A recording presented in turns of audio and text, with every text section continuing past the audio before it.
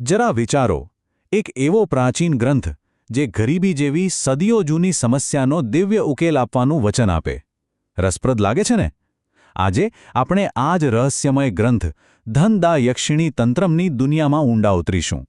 સવાલ એ છે કે શું સમૃદ્ધિનો જવાબ ખરેખર આવી કોઈ ગુપ્ત આધ્યાત્મિક સાધનામાં છુપાયેલો હોઈ શકે છે? તો એવું તે કયું પ્રાચીન રહસ્ય હતું જે માણસની ગરીબી અને દુઃખનો અંત લાવવા માટે પ્રગટ થયો? આ એ સવાલ છે જે આ આખી વાતના મૂળમાં છે. અને જુઓ, વાત ખાલી પૈસાની નથી, વાત છે દુઃખના સંપૂર્ણ નાશની. અને આ આખી વાતની શરૂઆત છે ને, એ કોઈ યુદ્ધના મેદાનમાં કે કોઈ ઋષિના આશ્રમમાં નથી થતી. ના, એની શરૂઆત થાય છે સ્વર્ગમાં, દેવતાઓ વચ્ચેની એક બહુ જ પવિત્ર વાતચીતથી. આ પોતે જ બતાવે છે કે આ જ્ઞાન માનવતા પરની કરુણામાંથી જન્મ્યું છે. આ કથાના કેન્દ્રમાં છે દેવી પાર્વતી. એ પૃથ્વી પર જુએ છે ને એમને શું દેખાય છે? ખાલી ગરીબી નહીં, પણ એના લીધે થતી પીડા, નિરાશા, સંઘર્ષ. લોકોનું દુઃખ જોઈને એમનું હૈયું દ્રવી ઉઠે છે. અને પછી એ આ સમસ્યાનો કોઈક કાયમી ઉકેલ શોધવા માટે સીધા ભગવાન શિવ પાસે જાય છે.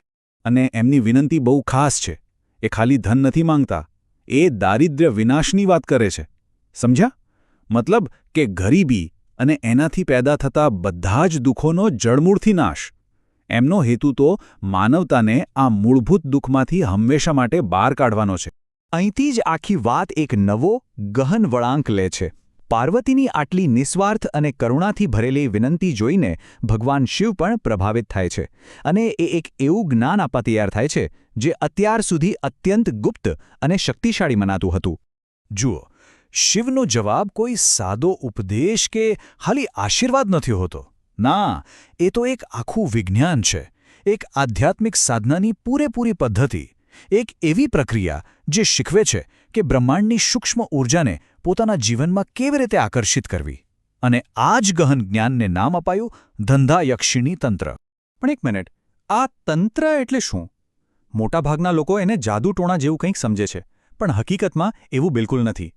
તંત્ર એક ઊંડું આધ્યાત્મિક વિજ્ઞાન છે. એમ સમજો કે એ એક સિસ્ટમ છે જેમાં અમુક ખાસ ક્રિયાઓ, પ્રતીકો અને મંત્રોનો ઉપયોગ કરીને બધી ઊર્જાને એક જગ્યાએ ફોકસ કરવામાં આવે છે, જેથી જે પણ ધ્યેય હોય એને હકીકતમાં બદલી શકાય. ઓકે, તો તંત્ર સમજાયું, પણ આ યક્ષિણી કોણ છે? પૌરાણિક કથાઓમાં યક્ષિણીઓને કુદરતની શક્તિશાળી દિવ્ય શક્તિઓ માનવામાં આવે છે. એમને પૃથ્વીના છુપાયેલા ખજાના અને સંપત્તિના રક્ષક ગણાય છે. અને એમાં પણ ધનદા યક્ષિણી, એના નામમાં જેનો અર્થ છે ધન આપનારી, જેની પાસે ખાસ કરીને સંપત્તિ અને સમૃદ્ધિ આપવાની શક્તિ છે. હવે આખી સાધનાનો પાયો શું છે ખબર છે? એક ખાસ ભૌમિતિક આકૃતિ. અને આ ખાલી કોઈ ડ્રોઈંગ નથી, આ તો એક પાવરફુલ ટૂલ છે, સાધકનું ધ્યાન અને ઊર્જાને કેન્દ્રિત કરવા માટેનું એક ફોકલ પોઈન્ટ. આ જુઓ, આ છે એ રહસ્યમયી આકૃતિ, ધનદા યક્ષિણી યંત્ર. આ આખી પૂજાનું કેન્દ્રબિંદુ છે. ખરેખર તો આ બહુ જ જટિલ છે. એને બ્રહ્માંડનો એક મિનિએચર મેપ કહી શકાય, જે દેવીની ઊર્જાનું ભૌમિતિક સ્વરૂપ છે. સાધકે પોતાની બધી જ ચેતના આ યંત્ર પર કેન્દ્રિત કરવાની હોય છે, જેથી એ દિવ્ય ઊર્જા સાથે એક કનેક્શન બનાવી શકે. તો યંત્ર એટલે શું? સાવ સહેલા શબ્દોમાં કહીએ તો એ આપણી ચેતના માટે એક એન્કર જેવું છે, એક વિઝ્યુઅલ ટૂલ જેનાથી દિવ્ય શક્તિ સાથે જોડાઈ શકાય. એની દરેક લાઇન, દરેક ત્રિકોણ, કમળની દરેક પાંખડી, આ બધાનો એક ખાસ કોસ્મિક અર્થ છે. અને આ જ ભૌમિતિક પરફેક્શન સાધનાની એનર્જીને જગાડવામાં અને એને સ્ટેબલ રાખવામાં મદદ કરે છે. યંત્ર એટલે કે વિઝ્યુઅલ પાવર તો છે જ, પણ એની સાથે બીજું એક બહુ જ જરૂરી તત્વ છે, અને એ છે અવાજની શક્તિ. જો યંત્રને શરીર કહીએ તો મંત્ર એનો પ્રાણ છે, અને આ જ પવિત્ર ધ્વનિ એટલે મંત્ર. અહીં મૂળ સંસ્કૃતમાં એક ખાસ મંત્ર લખેલો છે. અને એક વાત સમજી લેજો, આ ખાલી શબ્દો નથી, આ એક ખાસ સાઉન્ડ વાઇબ્રેશન છે.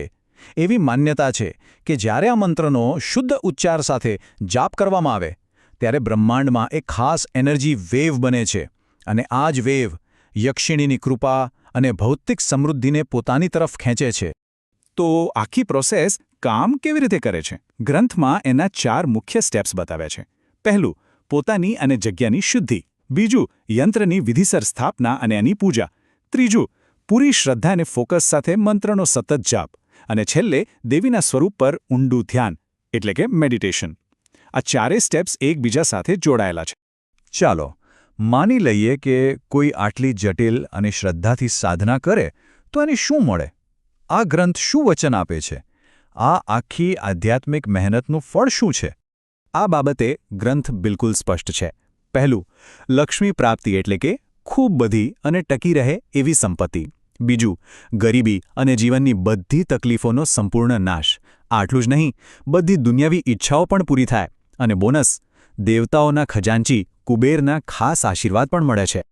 ટૂંકમાં આ તંત્રનો મૂળ સિદ્ધાંત શું છે કે યંત્ર, મંત્ર અને ધ્યાન આ ત્રણેયના યોગ્ય કોમ્બિનેશનથી આપણી ભૌતિક દુનિયામાં સાચે જ માપી શકાય એવું પરિવર્તન લાવી શકાય છે.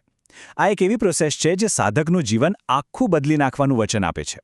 અને આ બધું આપણને એક બહુ ઊંડા સવાલ પાસે લાવીને મૂકી દે છે. આવા જે અનુષ્ઠાનો છે એના માટે માણસની જે સદીઓ જૂની શોધ છે એ આપણને સંપત્તિ, શ્રદ્ધા અને દિવ્યતા સાથેના આપણા સંબંધ વિશે શું શીખવે છે? શું આ ખાલી પૈસા કમાવાનો શોર્ટકટ છે કે પછી આ આપણી શ્રદ્ધા, આપણી ઈચ્છાશક્તિ અને આ બ્રહ્માંડ સાથેના આપણા કનેક્શનની કોઈ મોટી વાર્તા છે? આ એક એવો સવાલ છે જેનો જવાબ કદાચ સૌએ પોતાની રીતે શોધવાનો રહે.